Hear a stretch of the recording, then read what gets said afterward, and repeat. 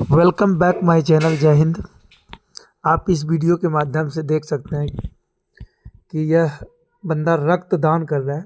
ये 10वां बार रक्त दान किया है और इस देश में ना प्रत्येक दिन किसी ना किसी इंसान को रक्त की ज़रूरत पड़ती ही पड़ती है।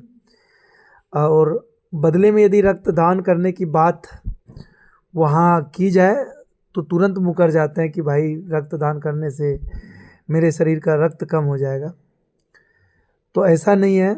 ये आप इनके चेहरे पर देख लीजिए, ज़रा सा शिकन नहीं है, बातचीत भी कर रहा है और ये बता रहे हैं कि मैंने 10वां बार ब्लड डोनेट किया है।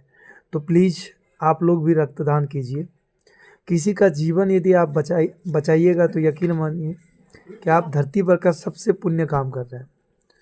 तो प्लीज़ आप लोग कभी भी रक्तदान का मौका मिला तो ज़रूर कीजिए।